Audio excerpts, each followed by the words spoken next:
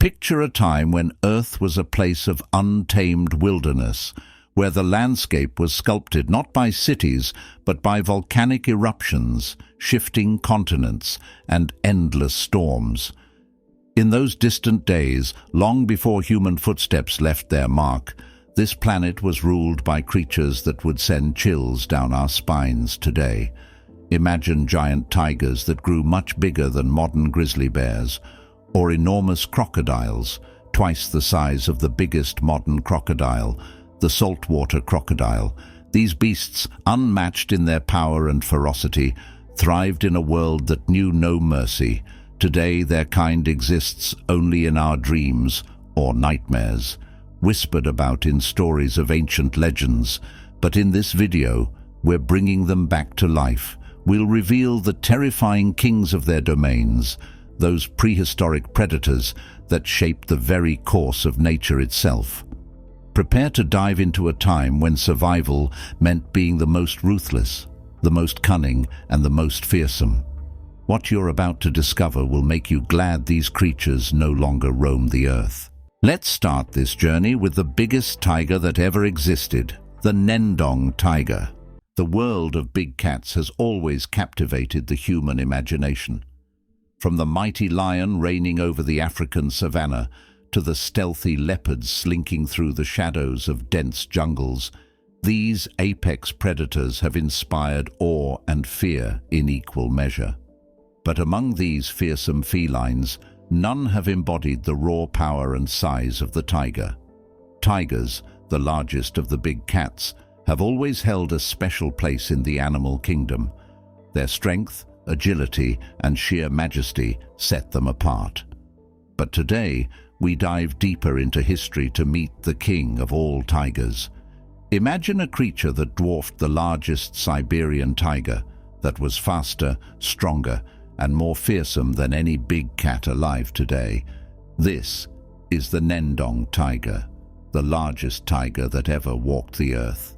To truly appreciate the Ngandong Tiger, we need to understand the extraordinary lineage it belonged to, the big cats, or more specifically, the Panthera genus. These majestic creatures are the ultimate hunters. Among them, tigers are the largest and most powerful. Modern tigers, like the Bengal and Siberian tigers, are formidable predators. The Bengal tiger can weigh up to 230 kilograms and measure up to 3 meters from head to tail, making it one of the most feared predators in the wild. But, as incredible as these modern tigers are, they pale in comparison to their prehistoric relative, the Ngandong Tiger. Living around 100,000 years ago in what is now Southeast Asia, this massive predator ruled the forests and plains of ancient Java, Indonesia.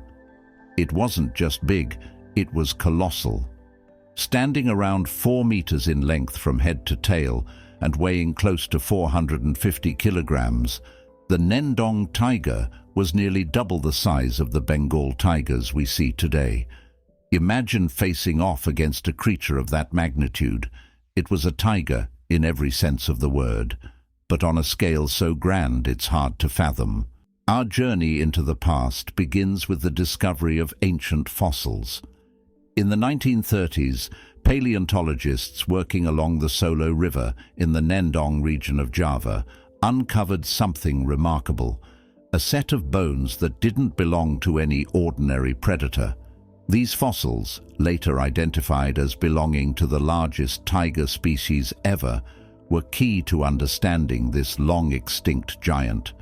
The fossils told a story of an animal that was not only larger but also more robust than any tiger known today. Its skull was thicker, its jaw more powerful. What these fossils revealed was not just the sheer size of the Ngandong tiger, but also its dominance during the Pleistocene epoch. The Ngandong tiger lived during a time when Southeast Asia was home to an incredible array of megafauna, giant animals that roamed the forests and plains. Elephants, rhinoceroses, water buffalo, and deer populated the landscape, and the Ngandong tiger ruled as their apex predator. But it wasn't just the size of its prey that defined the Ngandong tiger's role in the ecosystem, it was its adaptability. Fossil evidence suggests that this tiger was well equipped to hunt a variety of animals, from large herbivores to smaller, more agile prey. But what made the Ngandong tiger such a formidable predator? For starters, its size alone was intimidating.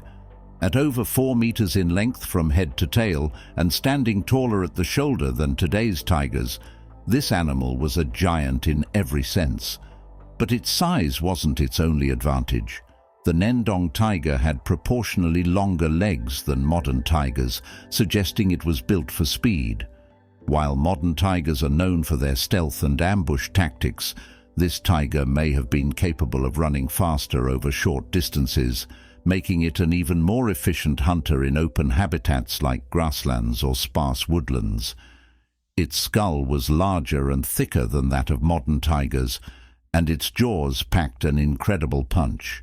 The teeth were larger too, with long, powerful canines designed to slice through the flesh of large prey. This wasn't a cat that relied on finesse. It used brute force to bring down its targets, overpowering animals that would be too dangerous or too large for today's tigers. Comparing its skull to a Bengal tiger's, it becomes clear that the Ngandong tiger was in a class of its own. Larger, stronger, and faster, it was an apex predator that had adapted perfectly to dominate its environment. But even a predator as massive and powerful as the Ngandong tiger had competition. The Pleistocene epoch was a time of great evolutionary experimentation. It wasn't the only carnivore prowling the ancient jungles of Southeast Asia. Saber-toothed cats like Ngandong also roamed the land, as did massive hyenas capable of scavenging or even hunting large prey. The Ngandong tiger would have had to contend with these formidable adversaries. These weren't just small scuffles. The fight for survival was intense, as food was scarce at times. In such a competitive environment, the Ngandong tiger's sheer size and power gave it an advantage, but it wasn't invincible. Saber-toothed cats had their own set of deadly tools, and competition for the same prey meant that every hunt carried risks. And on top of that, another competitor was beginning to emerge, one that would forever alter the course of history. Early humans, equipped with primitive tools and weapons, were starting to spread across Southeast Asia during the late Pleistocene. Unlike other prey, humans were intelligent, organized, and increasingly dangerous to the Ngandong tiger. As humans learned to hunt large game, they too became competitors, not just for prey but for territory. So, if the Ngandong tiger was so well adapted, why did it disappear? The answer lies in a combination of factors, none more significant than climate change. As the Pleistocene epoch drew to a close, the Earth's climate began to shift dramatically. Ice ages came and went, altering habitats and shrinking the range of many species. For a predator as large as the Ngandong tiger, which relied on an abundance of large prey, these environmental changes spelled disaster. The large herbivores that once roamed the land began to disappear, and with them went the Ngandong tiger's primary food sources. As the environment changed, so did the balance of power in the ecosystem. Humans, who were now more organized and technologically advanced, began to have a profound impact on the landscape. With fire, weapons, and a growing population, humans not only competed with the Ngandong tiger for food, but actively hunted it, seeing this massive predator as both a threat and a resource. By the end of the Pleistocene, around 10 to 12,000 years ago, the combination of climate change, habitat loss, and increased human activity had driven the Ngandong tiger to extinction. It was the end of an era, a giant felled not by a single event, but by a gradual series of pressures that even the largest tiger in history couldn't withstand. Though the Ngandong tiger no longer roams the forests of Southeast Asia, its legacy is preserved in the fossil record and in the story of the Earth's prehistoric past. It was a giant, a ruler in its time, but even giants can fall. Today, its modern relatives, the Bengal, Siberian and Sumatran tigers, are a reminder of the incredible evolutionary history that shaped the world of big cats. And at least as legendary as the Ngandong tiger was Arctotherium angustidens, the largest bear that ever existed. Imagine a bear so massive that it dwarfs even the largest grizzly bears we see today. This creature isn't a product of mythology or a storybook. It's a real animal that once roamed the earth during the Pleistocene epoch, a period spanning from approximately 1.2 million to 500,000 years ago. Meet Arctotherium angustidens, the South American short-faced bear, and the largest bear known to have ever existed. This bear was a true giant of the animal kingdom. Fossil evidence has allowed scientists to estimate its size and weight with remarkable accuracy. This bear towered over most modern-day animals and early humans of the time. When it comes to weight, estimates suggest that Arctotherium angustidens could have reached twice the weight of the largest polar bears, which are the heaviest bears alive today.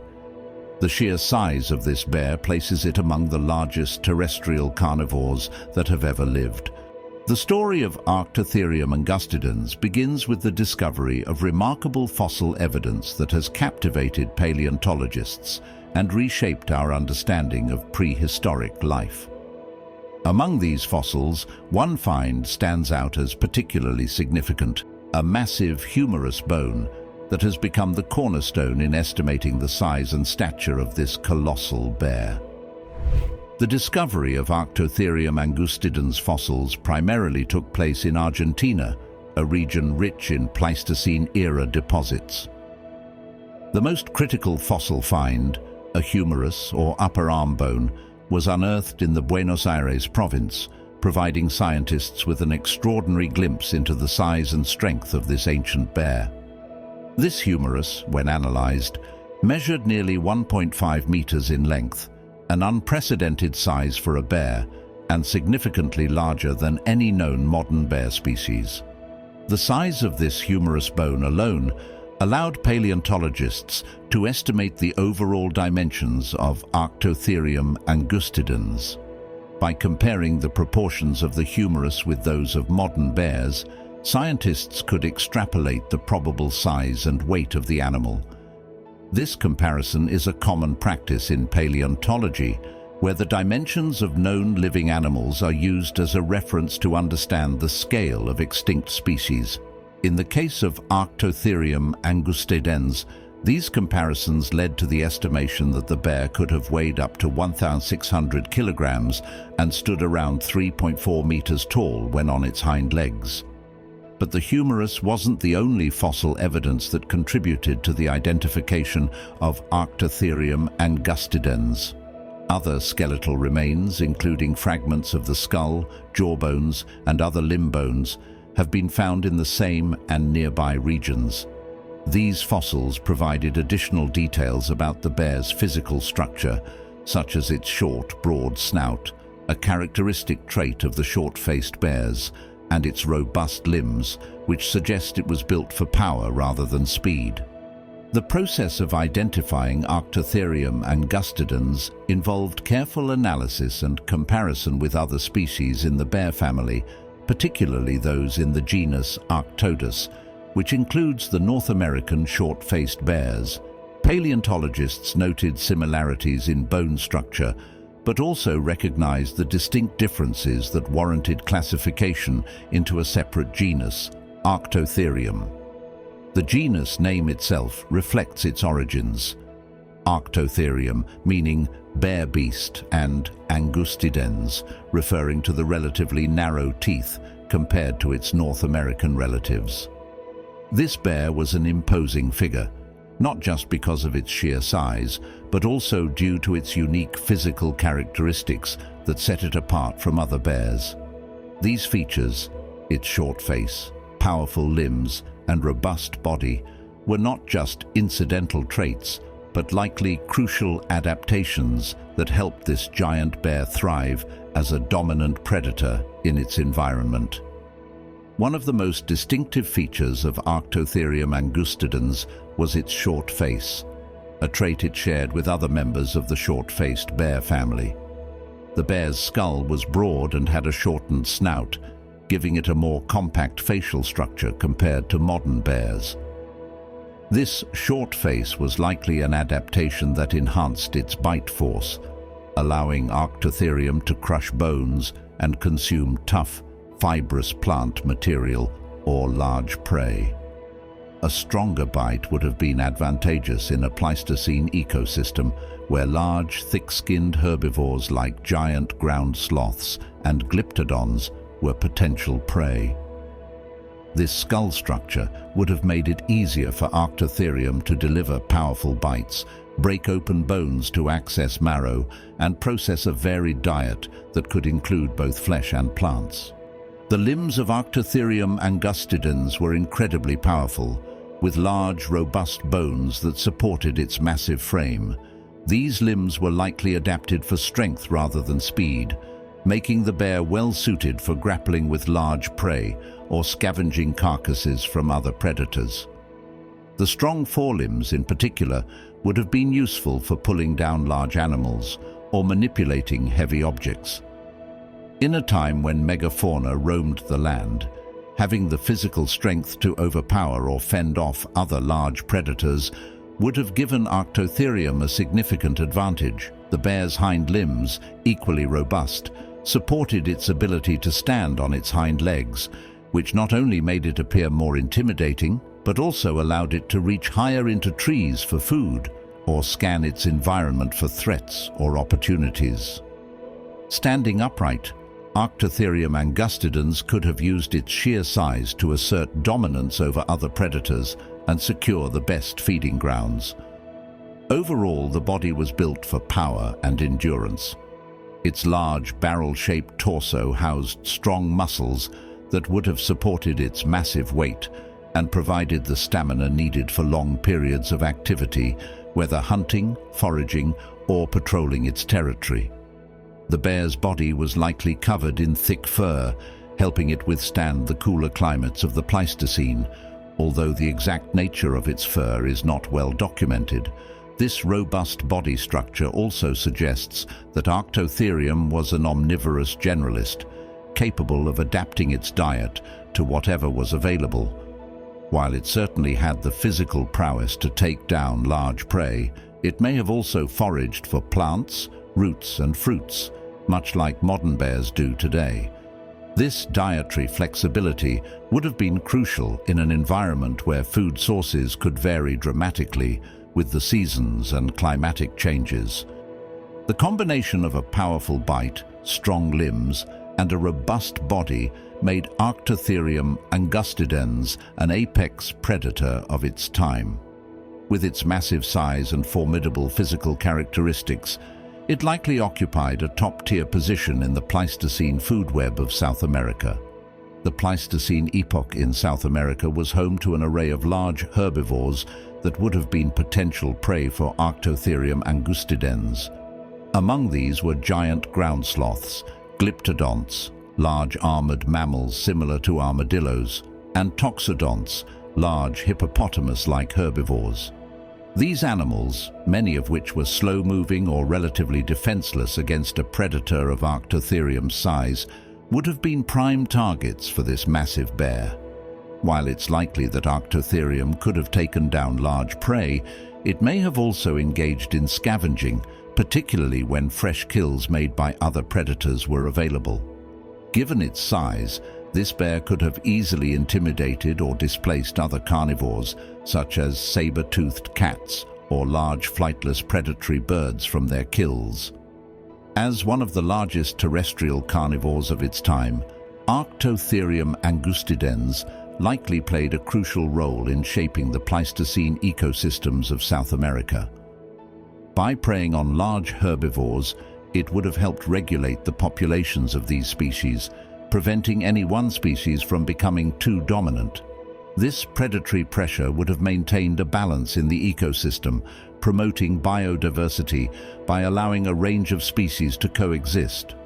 Moreover, Arctotherium's role as a scavenger would have contributed to the cycling of nutrients in its environment. By consuming carcasses left by other predators, the bear would have helped to break down and recycle organic matter, returning essential nutrients to the soil and supporting plant growth. The extinction of Arctotherium marks the end of an era dominated by some of the most formidable terrestrial predators the world has ever seen. While the exact reasons for the extinction of this giant bear are still debated among scientists, a combination of factors likely contributed to its disappearance from the Pleistocene landscapes of South America. One of the most significant factors contributing to the extinction of Arctotherium was the dramatic climate change that occurred towards the end of the Pleistocene epoch, around 12,000 years ago. This period, known as the last glacial maximum, was characterized by significant warming that led to the melting of ice sheets and the retreat of glaciers. As the climate warmed, the ecosystems that Arctotherium and other megafauna had adapted to began to change rapidly. The vast grasslands and open woodlands that had supported large herbivores and, in turn, predators like Arctotherium started to shrink. These changes led to a reduction in the populations of large prey animals, which were essential for the survival of such a large predator. With its primary food sources dwindling, Arctotherium would have faced increasing difficulty in finding enough sustenance to support its enormous body. As the environment changed, this bear likely faced intensified competition from other predators. The arrival of humans in South America added a new, formidable competitor to the mix. Early humans were skilled hunters, capable of taking down large prey with advanced tools and coordinated hunting strategies. They not only competed directly with Arctotherium for the same prey, but may have also hunted the bear itself, further pressuring its population. Additionally, other large predators, such as saber-toothed cats and possibly even packs of dire wolves, may have competed with Arctotherium for the remaining prey. These predators, potentially better adapted to the changing conditions, could have outcompeted the giant bear. Although Arctotherium angustidens eventually went extinct, its legacy lives on through the fossil records that have been uncovered over the years. These fossils have provided invaluable insights into the life and times of one of the largest bears to have ever walked the earth. They help scientists piece together the ecological dynamics of the Pleistocene, offering a glimpse into a world where giant predators like Arctotherium played crucial roles in their ecosystems. The study of Arctotherium and other megafauna from this period also highlights the profound impact that climate change and human activities can have on large species. The extinction of such a formidable predator underscores the fragility of even the most powerful creatures when faced with rapid environmental changes and increasing competition. Today, the fossilized remains of Arctotherium continue to inspire awe and curiosity, reminding us of the incredible diversity of life that once existed on our planet. This bear was truly a beast, but it's just one of many terrifying creatures that roamed our planet in the past. Let us now take a step back from the terrestrial animals and take a closer look at an animal that lived in water, the largest suspected crocodile of all time, Purussaurus. Imagine a crocodile so massive that it dominated the ancient rivers of South America, lurking beneath the waters with unmatched power. This was Purussaurus, a prehistoric titan that lived around 8 million years ago during the Miocene epoch. It roamed the swamps and waterways of what is now the Amazon basin, preying on anything that ventured too close to the water's edge.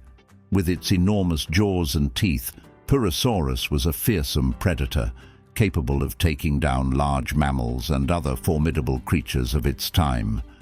But just how big was this ancient giant? Purussaurus is often considered one of the largest crocodilians to have ever lived, with some estimates suggesting it could reach up to 13 meters in length. Its massive size and powerful build make it a true prehistoric giant. However, there is still some debate among paleontologists about whether Purussaurus was indeed larger than Sarcosuchus imperator, another giant crocodilian from the Cretaceous period. While both were undoubtedly massive, the exact size comparisons remain uncertain due to the limited fossil evidence available for each species. Purussaurus fossils were first brought to light in the mid-20th century, with discoveries primarily concentrated in several key regions of South America. The most notable fossils have been found in countries like Venezuela, Brazil, Colombia, and Peru, areas that were once part of an extensive wetland ecosystem during the Miocene epoch. These regions, particularly the Amazon basin, offer rich paleontological sites that have been crucial in reconstructing the life of this enormous crocodilian.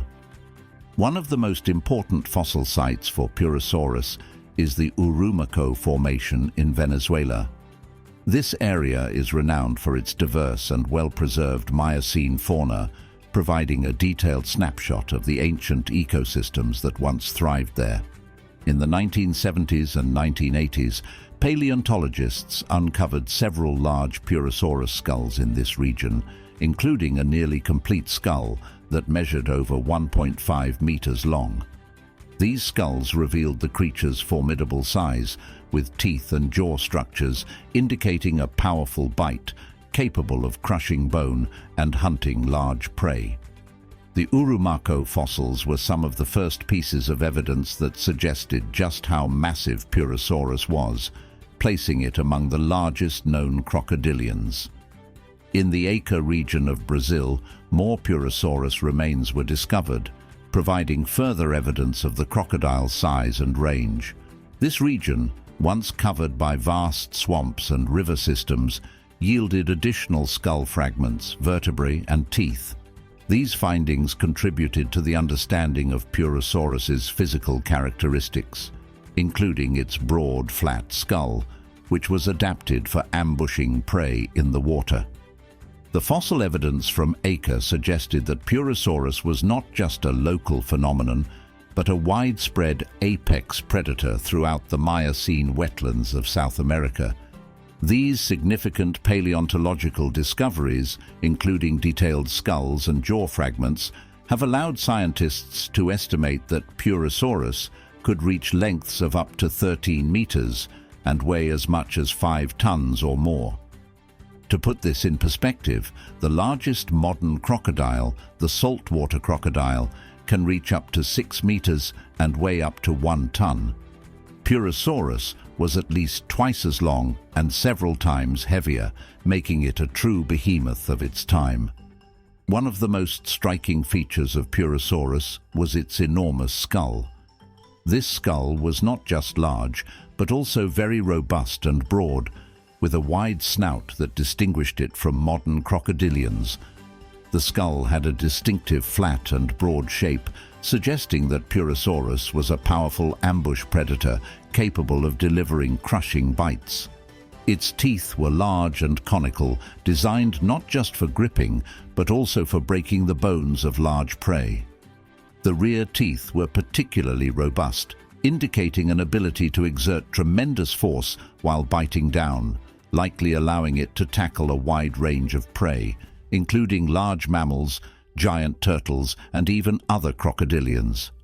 The dental structure of Purussaurus suggests a highly specialized predator. Unlike some modern crocodilians that have a more generalized diet, Purussaurus's teeth were adapted for a diet that included large, bulky prey. The sheer size and shape of its teeth indicate it was capable of handling massive and potentially dangerous animals, acting as the apex predator in its ecosystem. Purussaurus's body was built for power. It had a massive, muscular build with limbs and a tail designed to support its bulk in the water. Its tail was likely broad and strong, providing powerful propulsion through the rivers and swamps it inhabited. When compared to other prehistoric crocodilians, Purussaurus stands out for its sheer size and power. For instance, Sarcosuchus imperator, another giant crocodilian that lived during the Cretaceous period, is estimated to have reached lengths of about 12 meters and weighed up to 4 to 5 tons. While Sarcosuchus was also an enormous predator, some paleontologists believe that Purussaurus was slightly larger, though the exact size comparison remains debated due to the fragmentary nature of the fossil record for both species. Purussaurus was an apex predator, capable of preying on a wide range of animals thanks to its enormous size, powerful jaws, and robust teeth. Its diet likely included some of the largest animals of the Miocene epoch in South America. The Miocene epoch in South America was home to an array of large mammals, many of which likely fell prey to Purussaurus. Among these were giant rodents, which could weigh over a ton and provided a substantial meal for such a large predator. Other potential prey included toxodonts, large herbivorous mammals that roamed the wetlands. These creatures, resembling a mix of modern-day hippos and rhinos, would have been prime targets for Purussaurus when they ventured near water sources. Despite its size, Purussaurus would not have ignored the abundant fish species in its environment. The rivers and wetlands of the Miocene were teeming with fish, providing a readily available food source. While it likely favored larger prey, Purussaurus would have also preyed on sizable fish species to supplement its diet, especially when larger mammals were less accessible. Purussaurus coexisted with a variety of reptiles, including other smaller crocodilians and giant turtles. Its powerful bite could easily crush the shells of these giant turtles, making them a viable food source. Additionally, Purussaurus may have occasionally engaged in predatory behavior toward other crocodilians, asserting its dominance as the apex predator in its habitat. Given its massive size and physical characteristics, Purussaurus would have employed hunting strategies similar to those of modern crocodiles, but on a much larger scale. Purussaurus likely relied on ambush tactics to catch its prey. Its environment, with dense vegetation and murky waters, provided the perfect cover. It would have used its broad, flat body to stay submerged, lying in wait for unsuspecting animals to approach the water's edge. When a large mammal, such as a giant rodent or a toxodont, came close enough, Purussaurus would have launched a sudden and powerful attack. Its large jaws and sharp teeth allowed it to grab and crush its prey with devastating force. Modern crocodiles use a technique known as the death roll to subdue and dismember large prey. Given its size and power, Purussaurus might have employed a similar strategy. Once it had latched onto its prey, Purussaurus could have used its immense strength to drag the victim into the water, using its weight to drown it if necessary. It might then perform a death roll to tear apart the prey into manageable pieces, especially for larger animals. While Purussaurus was a formidable hunter, it would have also been an opportunistic feeder. It likely scavenged carcasses when available and took advantage of any easy prey in its territory. Its sheer size and dominance meant it could displace other predators from their kills, allowing it to monopolize food resources. But despite being one of the mightiest predators of its age, Purussaurus, like all creatures, eventually faced its end. The extinction of Purussaurus, like that of many prehistoric megafauna, was likely caused by a combination of environmental changes, habitat shifts, and increased competition.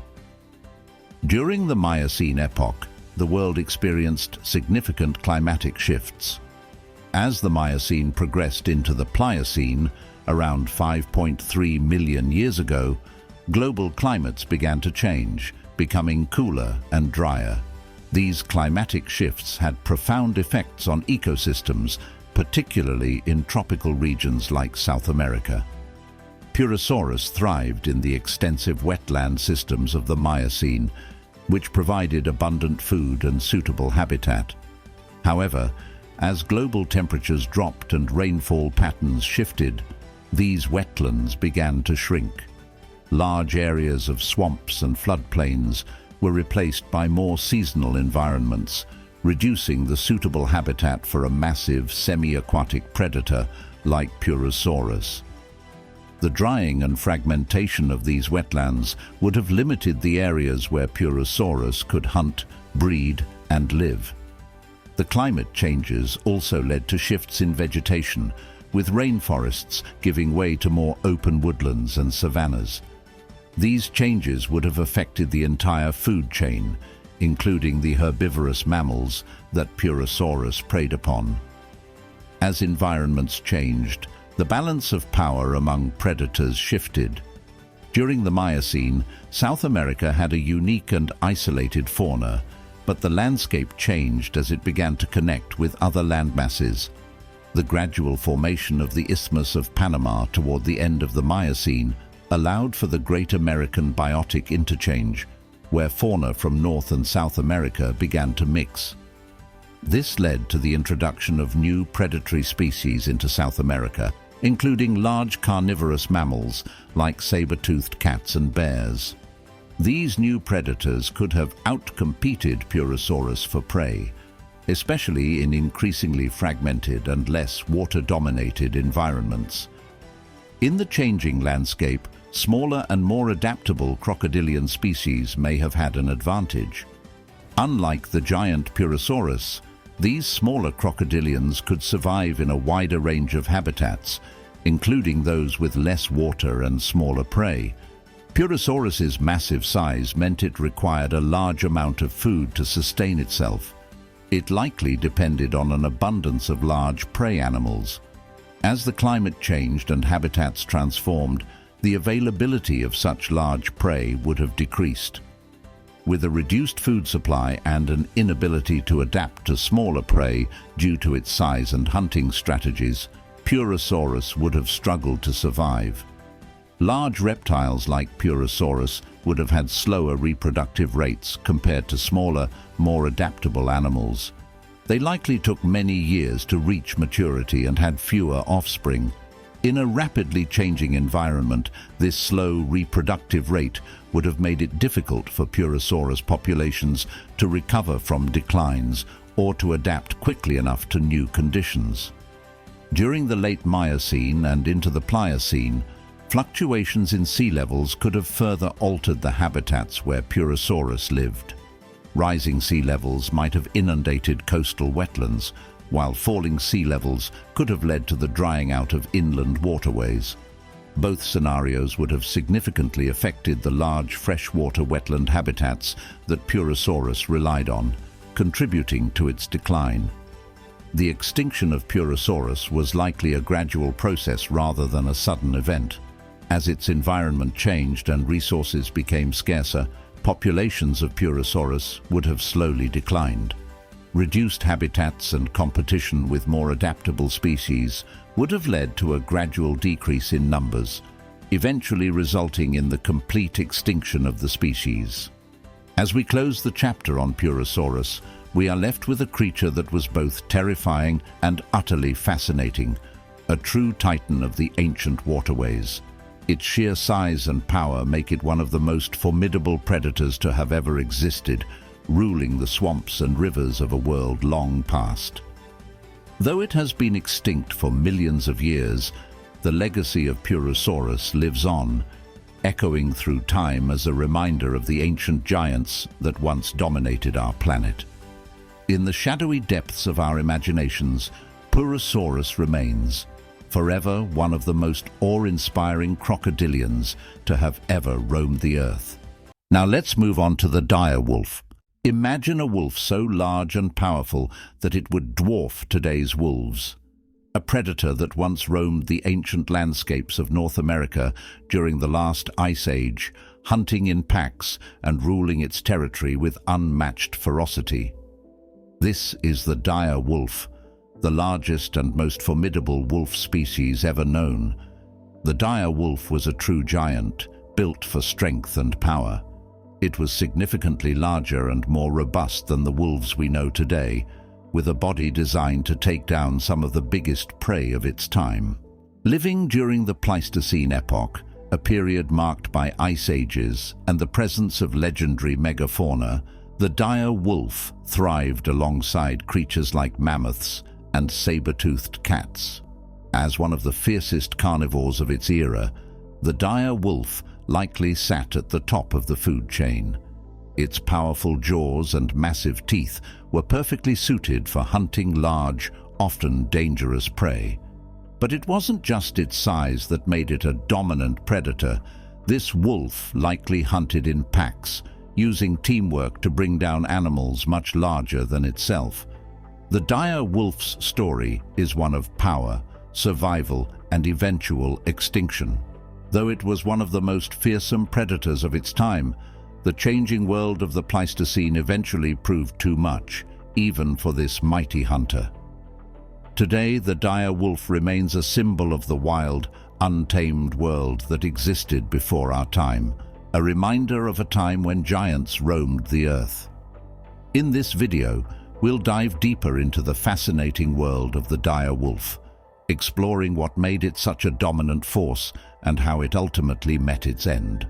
The discovery of the dire wolf is a fascinating tale of unearthing ancient bones that paint a vivid picture of a powerful predator from a bygone era. Fossil evidence of the dire wolf has been found primarily in North America, with some of the most significant discoveries coming from the famous La Brea tar pits in Los Angeles, California. These tar pits have preserved an astonishing number of dire wolf fossils, offering an unparalleled glimpse into the life of this prehistoric carnivore. The La Brea tar pits are particularly noteworthy because they have yielded thousands of dire wolf specimens, more than any other fossil site. The bones found here include nearly complete skeletons, skulls, jaws, and various other skeletal parts. These fossils have allowed scientists to reconstruct the dire wolf's physical appearance with remarkable accuracy. Among the most significant fossil finds are the skulls, which reveal a lot about the dire wolf's predatory nature. The skulls are noticeably larger and more robust than those of modern wolves, with powerful jaws and large teeth designed for crushing bone and tearing through tough hides. These features suggest that the dire wolf was well adapted to taking down large prey and processing the meat and bones for maximum nutrition. Paleontologists have used these fossils to compare the dire wolf with modern wolves, allowing them to estimate its size and strength. By measuring the bones and comparing them to those of living wolves, scientists have been able to determine that the dire wolf was significantly larger and more powerful. The dire wolf was a predator built for power and dominance, with physical characteristics that set it apart from modern wolves and made it a formidable force in its environment. Its robust body, powerful jaws, and large teeth were all key adaptations that allowed it to thrive as a top predator during the Pleistocene epoch.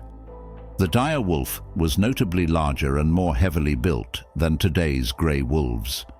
It had a stockier frame with a more muscular body that could support its larger size and greater strength. This robust build would have been a significant advantage in taking down large prey, allowing the dire wolf to overpower animals that might have been too difficult for smaller predators to handle.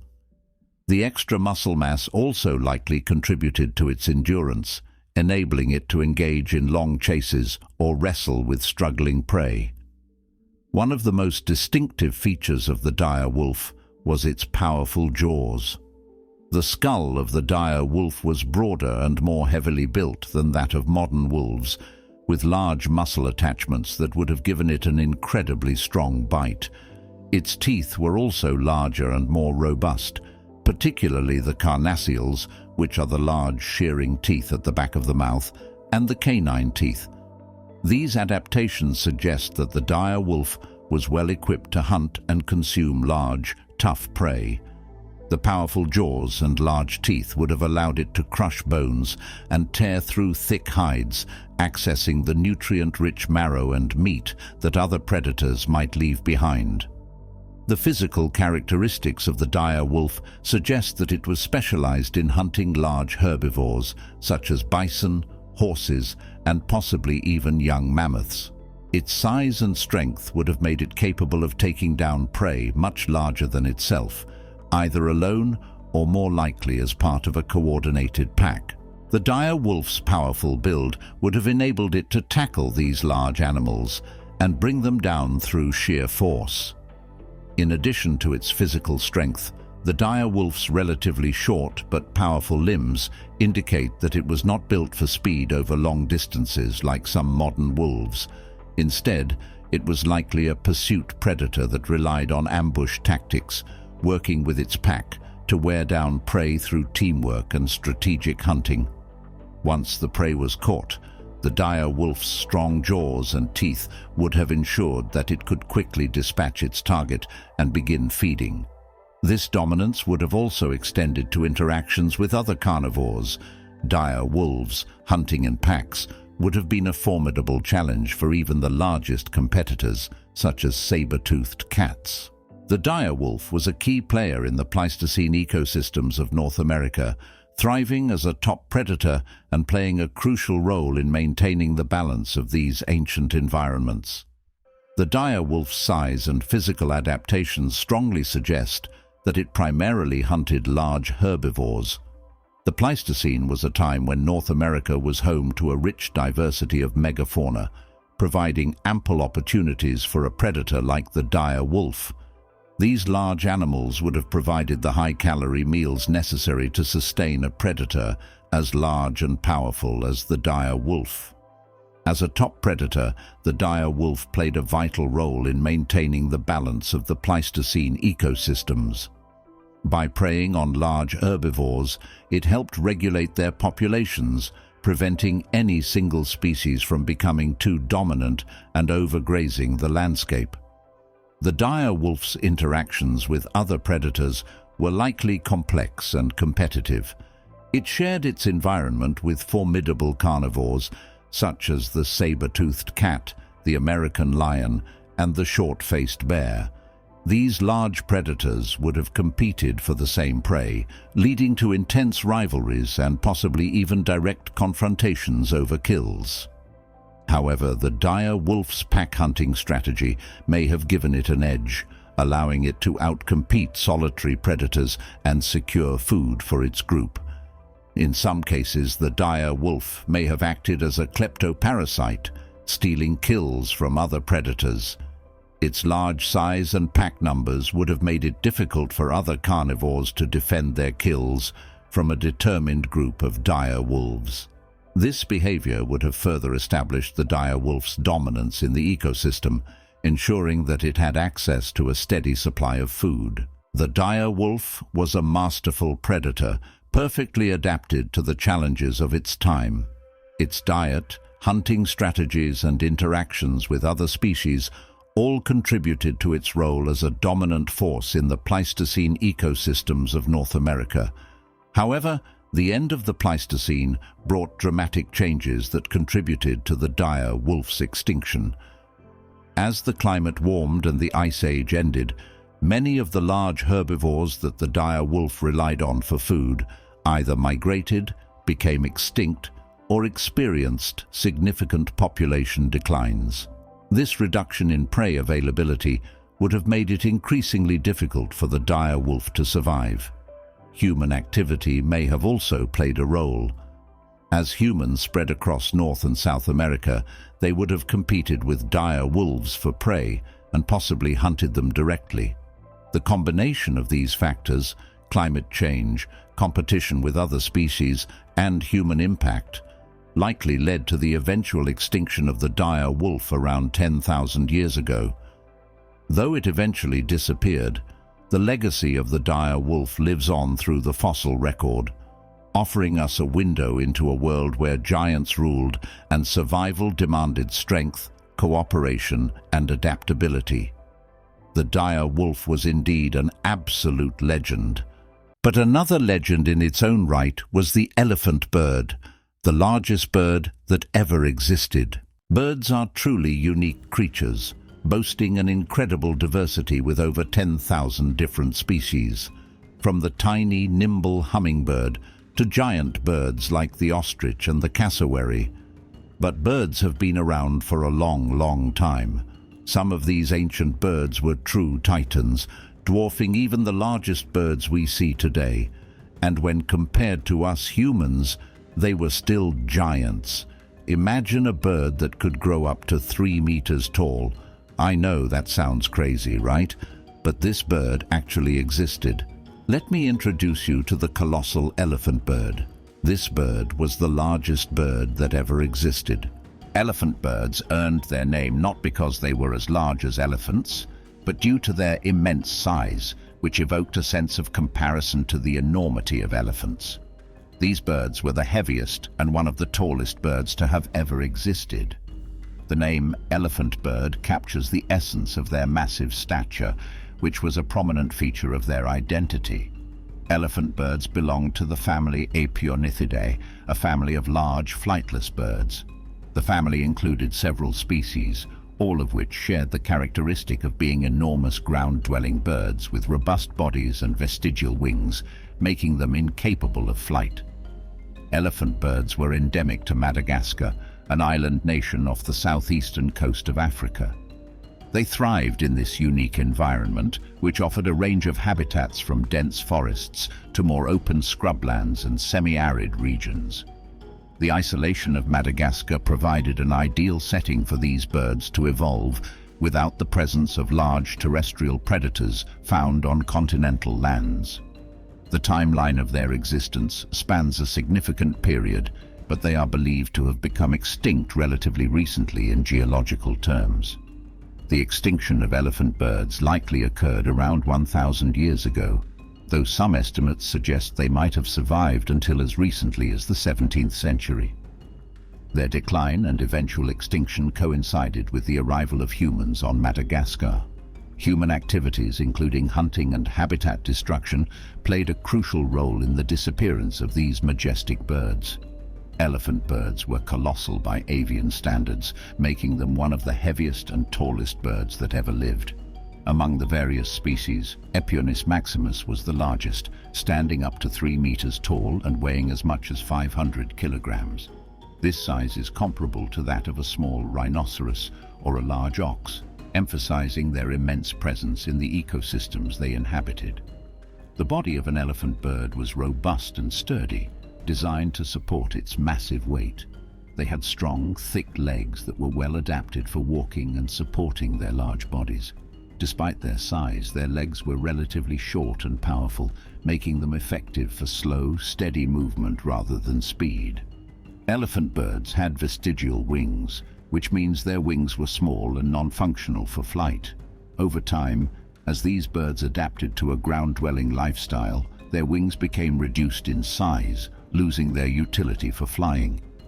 The presence of these tiny wings is a common trait among many large, flightless birds, including ostriches and emus. The head of an elephant bird was relatively small compared to its massive body. They had a broad, flattened beak, suited for a herbivorous diet. The beak's shape indicates that it was likely used for foraging plant materials such as fruits, leaves, and seeds. Their eyes were positioned to give them a wide field of view, useful for spotting food and potential threats in their environment. While there is limited direct evidence about the exact nature of their plumage, it is generally believed that elephant birds had a covering of feathers. These feathers were likely more similar to those of modern ratites, large flightless birds like ostriches and emus, being coarse and hair-like rather than the smooth, aerodynamic feathers seen in flying birds. This type of feathering would have provided insulation and some protection against the elements. One of the most remarkable aspects of elephant birds was their eggs. They laid the largest eggs of any known bird, with some eggs having a circumference of over 1 meter and a length of up to 34 centimeters. These eggs could weigh up to 10 kilograms and had a volume around 160 times greater than that of a chicken egg. The sheer size of these eggs underscores the massive size of the adult birds and provides insights into their reproductive biology. However, the size of their eggs suggests that they had a slow reproductive rate, with considerable parental investment in each offspring. They likely nested on the ground, creating large nests where they would lay their massive eggs. The exact incubation period and parental care behaviors remain speculative, but like many large birds, they likely guarded their nests and young vigilantly. Elephant birds were herbivores, which means they primarily consumed plant material.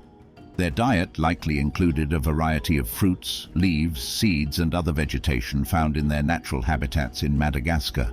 The structure of their beaks suggests they were adept at foraging for different types of plant matter. The broad, flattened beak of an elephant bird was well suited for stripping leaves from branches, crushing seeds, and consuming various fruits. The diversity of plant life in Madagascar provided a rich food source for these giant birds. Due to their large size, elephant birds needed to consume substantial amounts of food to sustain themselves. They likely spent a significant portion of their day foraging and eating. Their powerful legs and feet would have enabled them to move through dense vegetation and possibly dig for tubers or roots. Given their inability to fly, they would have relied entirely on ground-based food sources. While there is limited direct evidence about the social behavior of elephant birds, comparisons with other large, flightless birds suggest they might have been solitary or lived in small groups.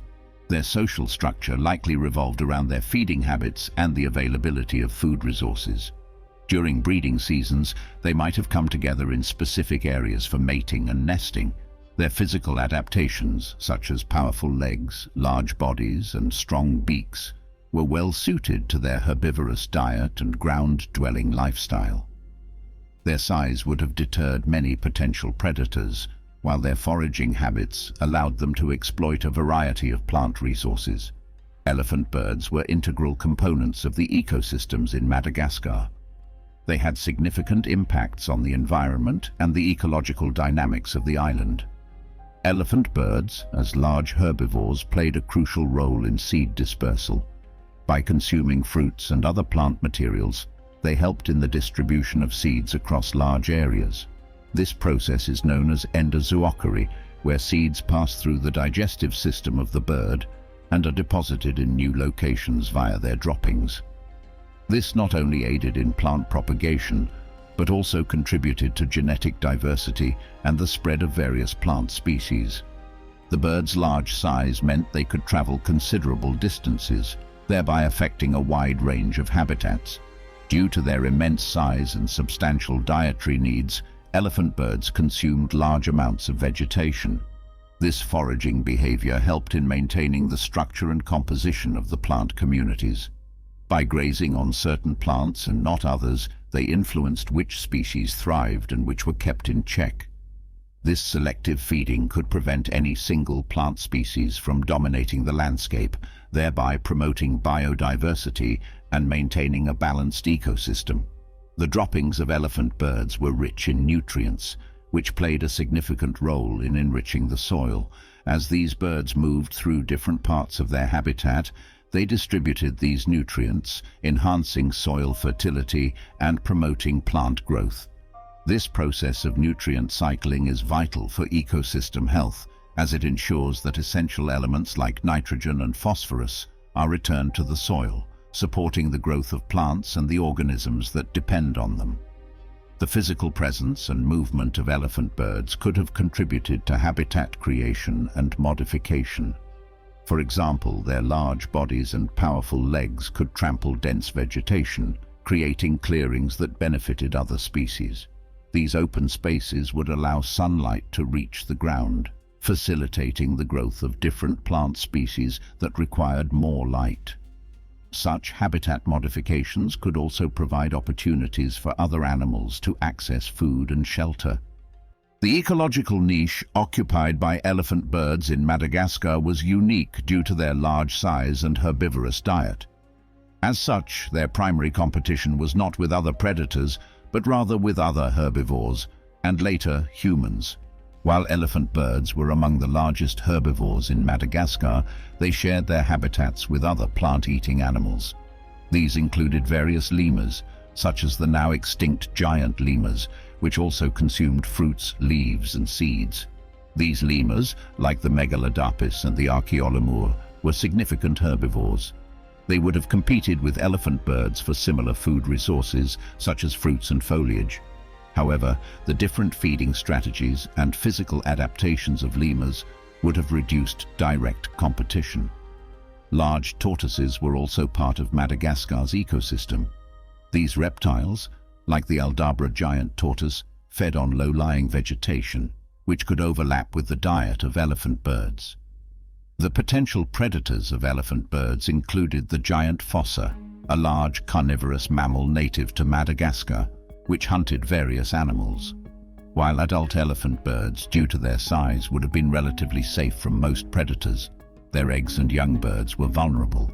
The giant fossa, along with other smaller carnivores and scavengers, would have posed a threat to elephant bird chicks and eggs.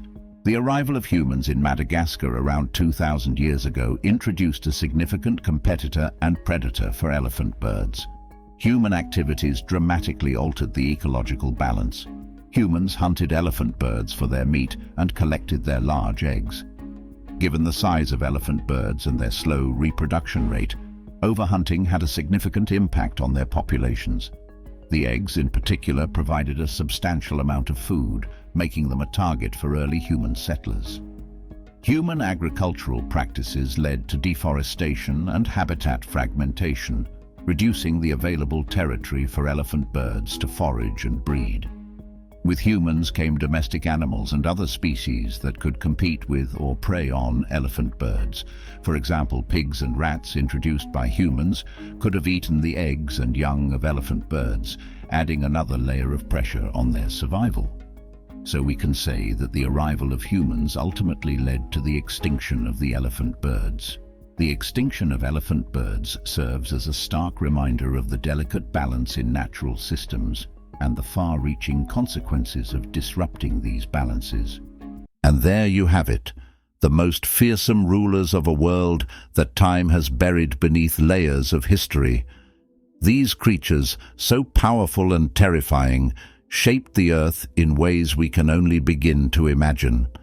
As we look back on their reign, we're reminded of just how small we are in the grand story of life on this planet. The world has changed, but echoes of their power still linger in fossils, in myths, and in the landscapes they once dominated. Though they may be gone, their legacy endures, reminding us of a time when survival meant teeth, claws, and cunning beyond our comprehension. If these ancient predators have sparked your imagination or made you grateful for the comforts of our modern world, be sure to subscribe and join us for more journeys into the past. Because while time may hide their bones, it can't bury their stories.